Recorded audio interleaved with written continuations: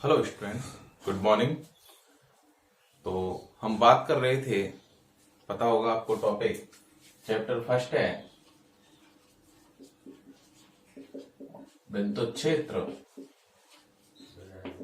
और इस विद्युत क्षेत्र में जो अपना टॉपिक चल रहा था वो है आवेश के गुणधर्म। क्या चल रहा था? आवेश के गुणधर्म। ठीक है। और आवेश के गुणधर्म में हमने बात कर ली थी किसकी? क्वांटीकरण की। ठीक है, कि आवेश एक क्वांटीकृत राशि है, कैसे समझाओ। ठीक है, ये समझाना था कि आवेश जो है वो एक क्वांटीकृत राशि है, कैसे वो समझाना था। और वो हमने समझा दिया कि आवेश का जो वितरण है किसी वस्तु पर, जो आवेश का वितरण होता है वो सतत रूप में ना होकर विभक्त मान के रूप में होता है। ठीक है, और एक सबसे छोटा जो मान होता है विभक्त मान, वो कहलाता है आवेश का क्वांटा। क्या कहलाता है?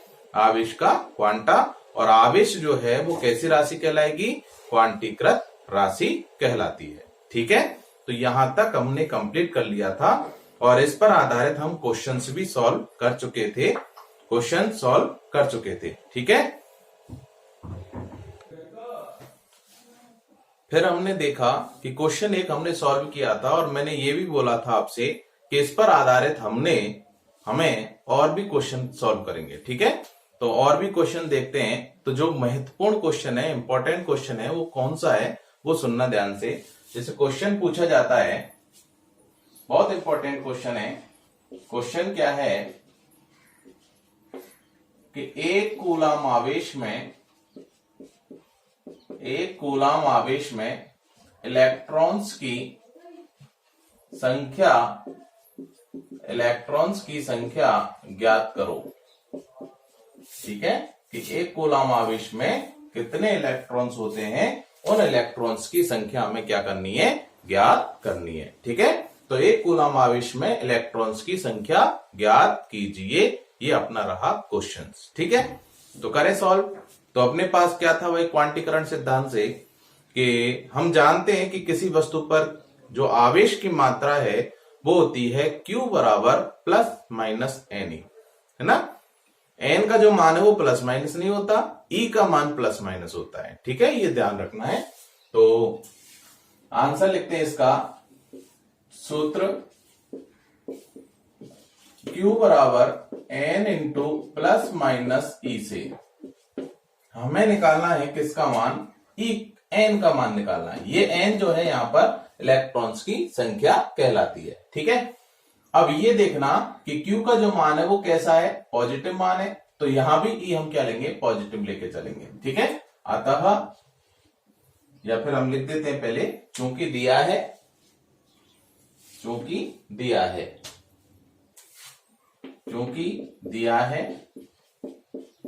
क्या दे रखा है भाई?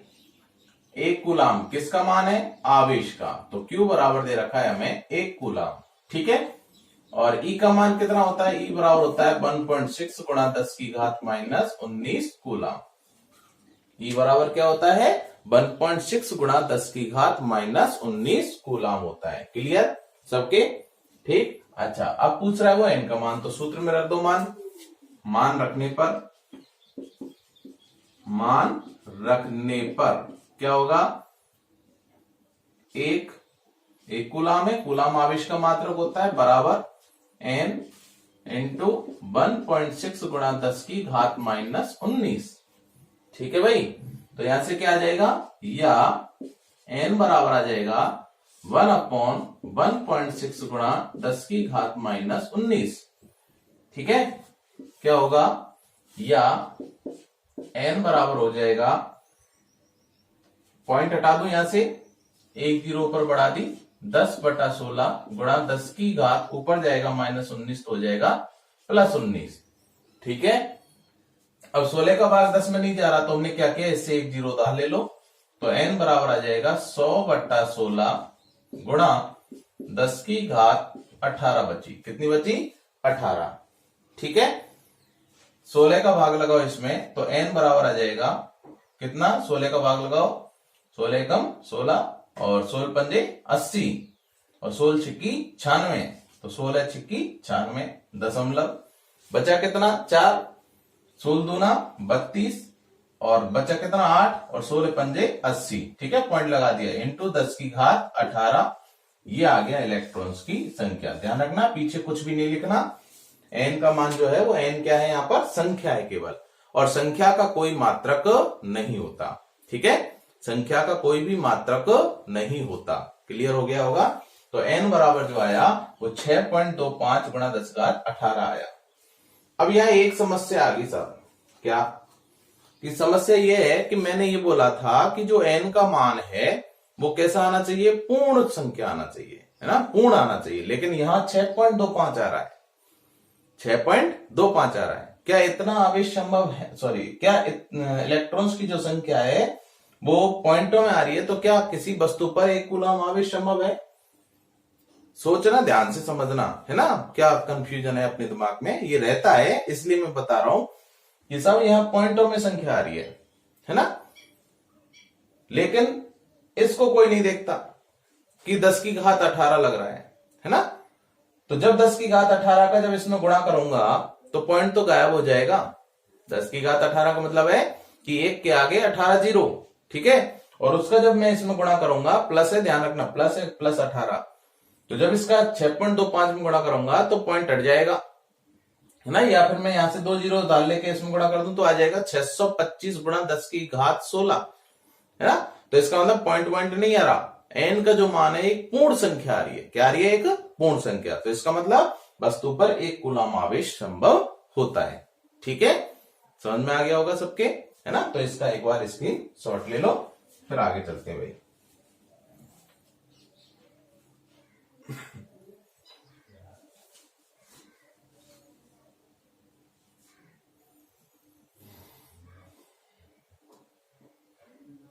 हाँ जी, ले लिया होगा।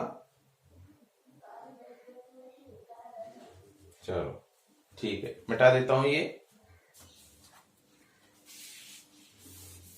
इंपॉर्टेंट क्वेश्चन है और डायरेक्ट याद रखना है आपको। ठीक है, डायरेक्ट याद रखना है कि 1 कूलम आवेश में इलेक्ट्रॉन्स की संख्या क्या होती है। तो क्या होती है, 6.25 गुणा 10 की घात 18 होती है। कितनी होती है, 6.25 गुणा 10 की घात 18।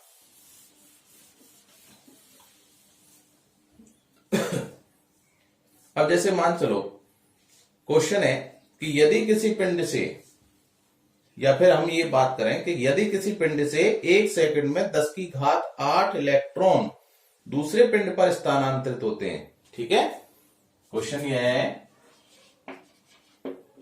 कि यदि किसी पिंड से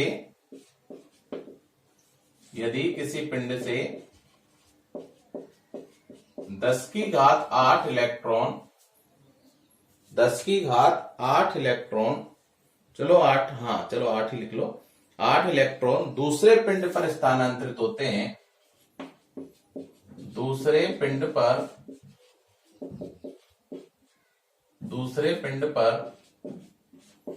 स्थानांतरित होते हैं, दूसरे पिंड पर स्थानांतरित होते हैं। ठीक है, 10 की घात 8 इलेक्ट्रॉन दूसरे पिंड पर स्थानांतरित होते हैं, तो 1 कूलम आवेश को, तो 1 कूलम आवेश को, 1 कूलम आवेश को स्थानांतरित होने में कितना समय लगेगा। 1 कूलम आवेश को स्थानांतरित होने में कितना समय लगेगा, कितना समय लगेगा। ठीक है, तो हम इसको चौकी वाले एक एक ही नियम से सॉल्व कर सकते हैं। ठीक है, कैसे, क्या कह रहा है क्वेश्चन में कि 10 की घात 8 इलेक्ट्रॉन दूसरे पिंड पर स्थानांतरित होते हैं किसी पिंड से। ठीक है, और कितने में, 1 सेकंड में होते हैं भाई, ध्यान रखना, ये किसी पिंड से 1 सेकंड में होते हैं, ये 1 सेकंड में 10 की घात 8 इलेक्ट्रॉन दूसरे पिंड पर स्थानांतरित होते हैं। तो 1 कूलम आवेश को स्थानांतरित होने में लगा समय कितना होगा। तो याद करो, एक एक ही नियम क्या होता है कि 2 पेनों का मूल्य 4 रुपए है। ठीक है, तो 1 पेन का मूल्य कितना होगा, है ना। तो ऐसा क्वेश्चन हम सॉल्व कर सकते हैं आसानी से, है ना। आप लोगों ने पढ़े हुए हैं कि चूंकि इतने का मूल्य इतना है तो इतने का इतना होगा, ठीक है। तो इस क्वेश्चन से हम इसको आसानी से सॉल्व कर सकते हैं। तो देखना ध्यान से, पहले तो ये देखना कि एक तरफ जो है वो इलेक्ट्रॉन्स की संख्या, तो इलेक्ट्रॉन संख्या आनी चाहिए, और इधर समय है तो समय आना चाहिए, या फिर इधर समय ले रहे हैं तो समय आना चाहिए दोनों तरफ, दोनों लाइनों में, और इधर इलेक्ट्रॉन संख्या है तो इलेक्ट्रॉन की संख्या ही आनी चाहिए, ठीक है। तो यहां पर ऊपर तो कह रहा है कि 10 की घात 8 इलेक्ट्रॉन, यानी इलेक्ट्रॉन्स की संख्या दे रखी है, ठीक है। या फिर 10 की घात 8 इलेक्ट्रॉन्स का आवेश निकालो, है ना। तो आवेश निकाल लेते हैं पहले। देखना, चूंकि 10 की घात 8 इलेक्ट्रॉन्स का आवेश, ठीक है, पर आवेश या का आवेश कितना होता है, Q बराबर कितना होगा, देखना 10 की घात 8, तो क्या हो गई, N का मान, किसका मान है, N का, और E दे रखा है आवेश का मान, ठीक है, Q। तो Q बराबर N ही हो गया ये, है ना। तो क्या आ जाएगा यहां से, या Q बराबर 10 की घात 8 गुणा 1.6 गुणा 10 की घात -19 कूलम। ये आ गया साहब किसका मान, Q का मान, ठीक है। तो यहां से या Q बराबर आ जाएगा, देखो 10 की घात 8 और -19, तो ये बचा 1.6 गुणा 10 की घात -11 कूलम, ठीक है। क्यों, आधार समान तो गुणा में घातें जुड़ जाती हैं। तो -19 में जब 8 जोड़ेंगे तो -11 बचेगा, ठीक है। हाँ जी, देखना अब, तो Q का मान आ गया। अब लिख देते हैं इसको कि इतना आवेश ट्रांसफर होने में कितना समय लग रहा है, 1 सेकंड, तो इतना आवेश ट्रांसफर होने में कितना समय लगेगा, बस हो गया क्वेश्चन। क्योंकि 1.6 गुणा 10 की घात -11 कूलम आवेश के स्थानांतरण में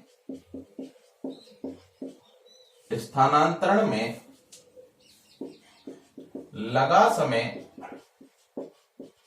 बराबर 1 सेकंड, ठीक है।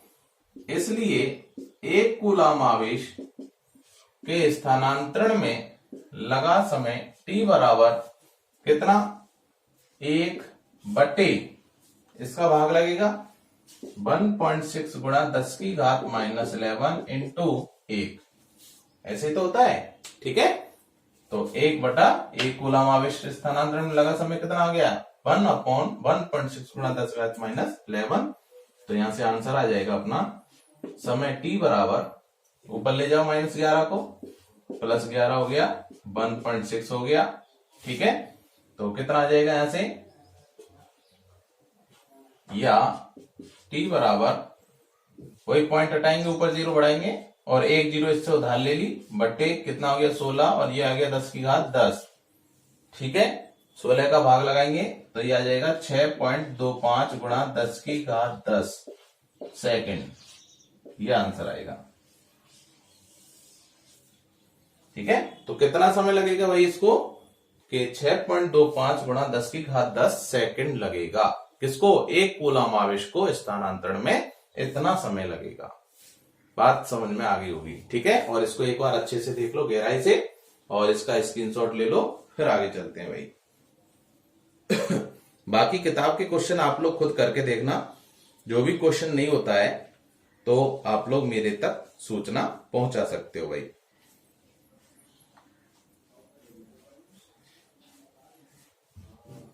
ठीक है, हो गया होगा, ले लिया स्क्रीनशॉट, चलो मिटा देता हूं मैं इसको।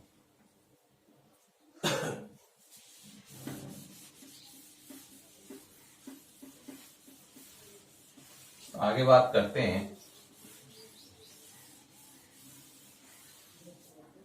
देखो भाई, तो टॉपिक है अपना नेक्स्ट, आवेश के मात्रक। आवेश के मात्रक, ये टॉपिक है भाई, ठीक है।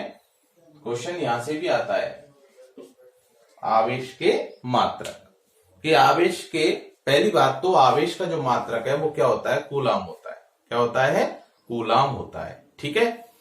अब लेकिन कूलाम के अलावा भी कौन कौन से मात्रक होते हैं उन पर हम चर्चा करने जा रहे हैं। ठीक है, कूलाम तो होता ही है, लेकिन कूलाम के अलावा और कौन कौन से मात्रक होते हैं उस पर भी हम विचार कर रहे हैं। ठीक है, देखना भाई ध्यान से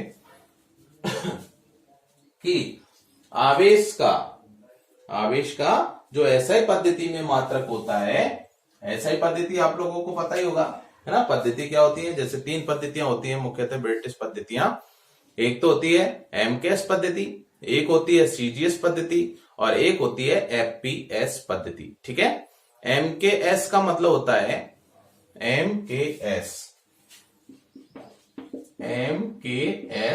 एक होता है सीजीएस और एक होती है एफपीएस। ठीक है, एमकेएस में एम का मतलब होता है मीटर, के का किलोग्राम और एस का सेकंड। ऐसे सी का मतलब सेंटीमीटर, ग्राम और सेकंड। एफ का मतलब फुट, पाउंड और सेकंड। ठीक है, तो ये मात्रक होते हैं किसके, लंबाई को मापने के।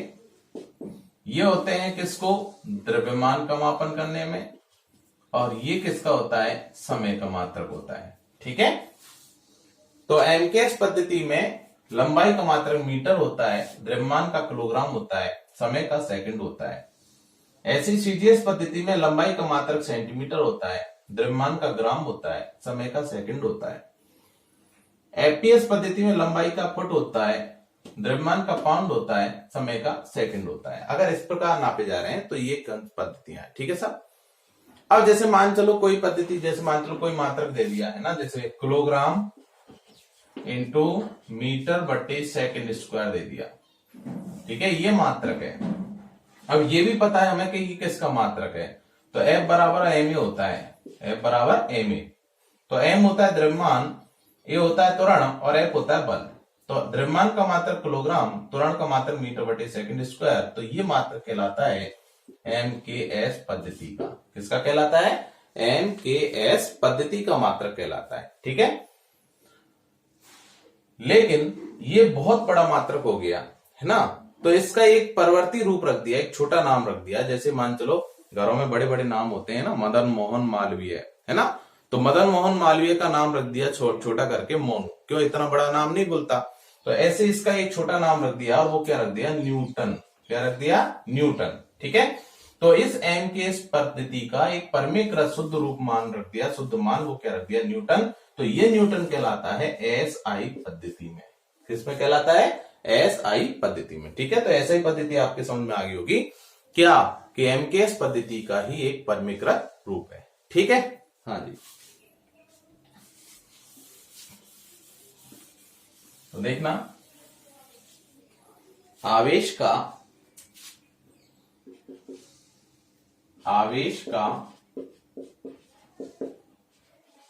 एसआई मात्रक कूलाम होता है। क्या होता है भाई, कूलाम।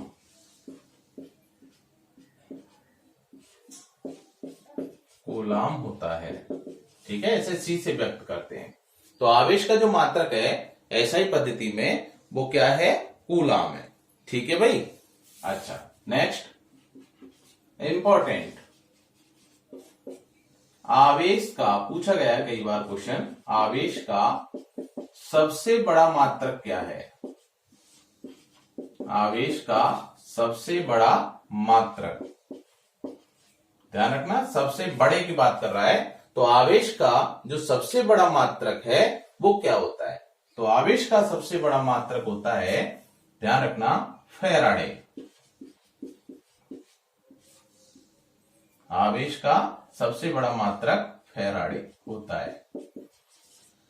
ठीक है, आवेश का सबसे बड़ा मात्रक फैराडे होता है। और एक फैराडे में देखो बड़ा मात्रक है, किससे बड़ा है, सबसे बड़ा है, सबसे बड़ा है तो मतलब कूलाम से भी बड़ा है। तो इसका मतलब फैराडे में कूलाम कितने होते हैं, तो एक फैराडे बराबर कितने कूलाम, ध्यान रखना 96,500 कूलाम होते हैं। हालांकि ये लगभग मान है, ध्यान रखना। ठीक है, कैसा मान है, लगभग मान है। ठीक है, लेकिन हम जो लिखते हैं मान वो यही लिखते हैं कि 96,500, जिससे याद हो जाता है। ठीक है, तो एक फेराडे में कितने कूलाम होते हैं? 96,500 कूलाम होते हैं, ये याद रखना है। ठीक है, तो बस, तो आवेश का सबसे बड़ा मात्रक क्या होता है? फेराडे होता है। और एक फेराडे में कितने कूलाम? 96,500 कूलाम होते हैं। ठीक है भाई, क्लियर हो गया होगा। जब सबसे बड़ा मात्रक है तो सबसे छोटा मात्रक भी होगा। तो सबसे छोटा मात्रक क्या होता है वो लिख देते हैं, आवेश का सबसे छोटा मात्रक, आवेश का सबसे छोटा मात्रक क्या होता है भाई? ये होता है फ्रैंकलिन। फ्रैंकलिन, ठीक है, आवेश का सबसे छोटा मात्रक क्या होता है? फ्रैंकलिन होता है। आवेश का सबसे छोटा मात्रक क्या होता है? फ्रैंकलिन होता है। ठीक है, या फिर इस फ्रैंकलिन को हम ESU नाम से भी ठीक है, किससे? ESU, ESU लिख देता हूं मैं, या एक फ्रैंकलिन बराबर एक ESU, या फिर इसे हम स्टेट कूलाम भी कहते हैं, यानी सीजीएस मात्रक है ये, ध्यान रखना। एसआई में सीजीएस मात्रक, जैसे बल का मात्रक होता है क्या? न्यूटन, और सीजीएस में होता है डाइन। ठीक है, ऐसे ही यहां पर कूलाम होता है एमकेएस में, एमकेएस एसआई में, और ये होता है सीजीएस एसआई में, स्टेट कूलाम। ठीक है, और ईएसयू की फुल फॉर्म जो होती है वो होती है, ई का मतलब होता है इलेक्ट्रो, एस का मतलब स्टैटिक्स, इलेक्ट्रोस्टैटिक यूनिट। ठीक है, यानी स्टैटिक मतलब स्थिर विद्युत इकाई। ठीक है, ESU का मतलब होता है स्थिर विद्युत इकाई। ठीक है, इलेक्ट्रोस्टैटिक्स यूनिट। ठीक है, इलेक्ट्रोस्टैटिक यूनिट। अब ध्यान रखना, अब यहां ये बताओ मेरे को, कूलाम बड़ा है या फ्रैंकलिन बड़ा है? तो ये तो सबसे छोटा है, तो इसका अंदर इससे बड़ा कौन है? कूलाम। तो कूलाम में कितने फ्रैंकलिन होते हैं? कूलाम में कितने फ्रैंकलिन होते हैं, ये चीज नोट करना कि एक कूलाम में, एवं एक कूलाम बराबर होता है 3 × 10⁹ फ्रैंकलिन। ठीक है, एक कूलाम में 3 × 10⁹ फ्रैंकलिन, या फिर ESU, या फिर स्टेट कूलाम, कुछ भी हो सकता। ध्यान रखना, फ्रैंकलिन के स्थान पर मैं ESU भी लिख सकता हूं, फ्रैंकलिन के स्थान पर स्टेट कूलाम भी लिख सकता। ठीक है, तो एक कूलाम में 3 × 10⁹ फ्रैंकलिन होते हैं। एक कूलाम में 3 × 10⁹ फ्रैंकलिन या ESU, ठीक है, या फिर स्टेट कूलाम, कुछ भी लिख सकते हैं। ठीक है, इसका स्क्रीनशॉट लो, फिर आगे चलते हैं भाई। किसी को कोई समस्या अगर आती है तो वो पूछ सकता है भाई, कमेंट्स बॉक्स में कमेंट्स कर देना, और जिन्होंने चैनल सब्सक्राइब नहीं कर रखा है वो सब्सक्राइब कर लेना,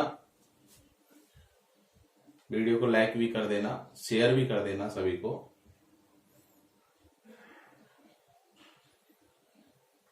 हाँ भाई, हो गया होगा, क्लियर है सबके? तो क्या देखा हमने यहां पर? एक बार और रिवीजन कर लेते हैं इसका, अभी यहीं की यहीं याद हो जाएगा कि आवेश का मात्रक क्या होता है? एसआई मात्रक कूलाम होता है। ठीक है, सबसे बड़ा मात्रक फैराडे होता है। एक फैराडे में कितने कूलाम? 96,500 कूलाम। एक फैराडे में कितने कूलाम? 96,500 कूलाम। आवेश का सबसे छोटा मात्रक फ्रैंकलिन, या फिर ESU, या फिर स्टेट कूलाम। ठीक है, ESU, फ्रैंकलिन, या फिर स्टेट कूलाम। और एक कूलाम में कितने फ्रैंकलिन?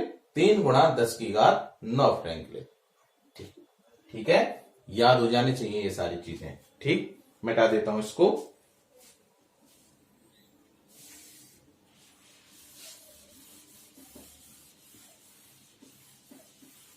तो तो इसका मतलब कूलाम जो है थोड़ा बड़ा मात्रक है, तो आवेश का हम छोटा ही मात्रक लेके चलते हैं। तो अन्य मात्रक होते हैं आवेश के जो काम में लिए जाते हैं। आवेश के अन्य मात्रक, अन्य छोटे मात्रक, आवेश के अन्य छोटे मात्रक कौन कौन से होते हैं? जैसे ए माइक्रोकूलाम, माइक्रोकूलाम, माइक्रो को म्यू से, कूलाम को सी से व्यक्त करते हैं, ठीक है। और एक माइक्रोकूलाम में, एक माइक्रोकूलाम बराबर होता है, माइक्रो का मतलब होता है 10⁻⁻⁶, ठीक है। कूलाम कूलाम माइक्रो होता है 10⁻⁻⁶, अनुलग्न होता है, ठीक है, पढ़े होंगे 11th क्लास में। बी नैनोकूलाम, नैनोकूलाम, नैनो को हम स्मॉल एन से व्यक्त करते हैं, कूलाम सी से। तो नैनो कूलाम, नैनो का मतलब होता है 10⁻⁹ कूलाम। तो -9 है, ध्यान रखना, -6 है। -6 का मतलब है 1/10⁻⁶, यानी 0.0000001, ठीक है, ये होता है मान, बहुत छोटा मान होता है। सी पिकोकूलाम, पिकोकूलाम, पिकोकूलाम पी सी से व्यक्त करते हैं, और एक पीसी बराबर होता है 10⁻12 कूलाम। पिको का मतलब होता है 10⁻12, पिको का मतलब क्या होता है 10⁻12, ठीक है। तो ये आवेश का अन्य मात्रक, छोटे मात्रक हो गए जो काम में लिए जाते हैं, ठीक है। किसी भी पर्पस में जब भी हम बात करेंगे, जहां भी बात करेंगे, तो आवेश का जो मात्रक है वो यही काम में लिए जाएंगे, ठीक भाई। क्लियर हो गया सबके? इसका स्क्रीनशॉट ले लो, जो उतार रहे वो उतार सकते हो।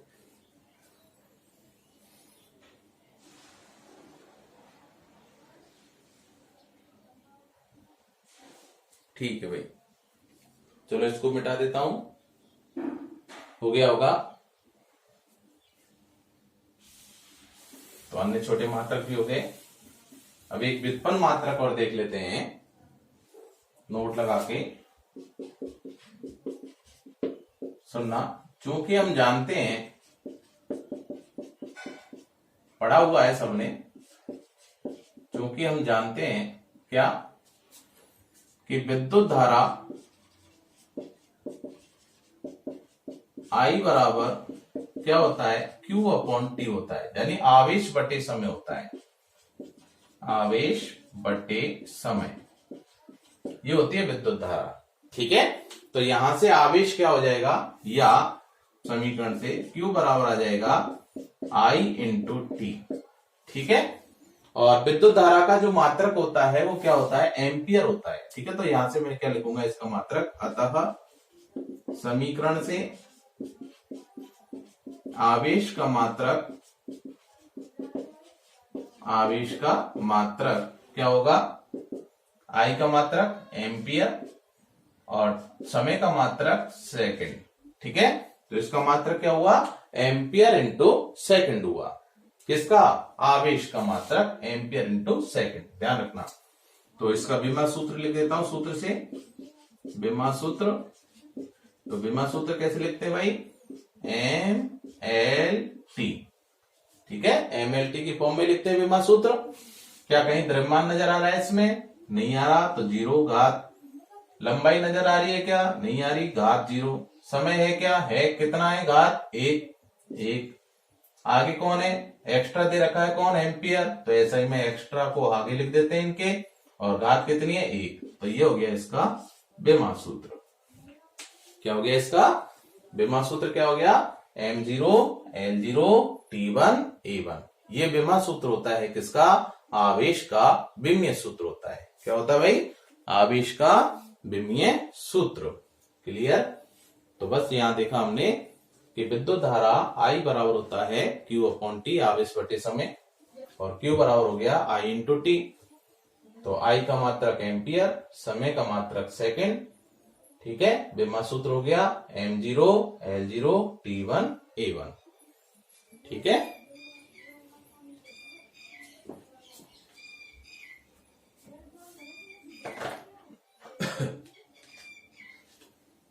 तो यहाँ आके अपना जो टॉपिक है आवेश के गुणधर्म और आवेश के मात्रक, ये दोनों टॉपिक हम यहाँ पर कंप्लीट कर चुके हैं। ठीक है भाई, तो अपना टॉपिक कंप्लीट हो चुका है आवेश के मात्रक। तो इस सबको याद कर लेना, बहुत इंपॉर्टेंट टॉपिक है, आगे चल के काम आएगा। ठीक है, तो आज के लिए इतना ही, बाकी मिलते हैं नेक्स्ट क्लास के अंदर। तब तक के लिए धन्यवाद।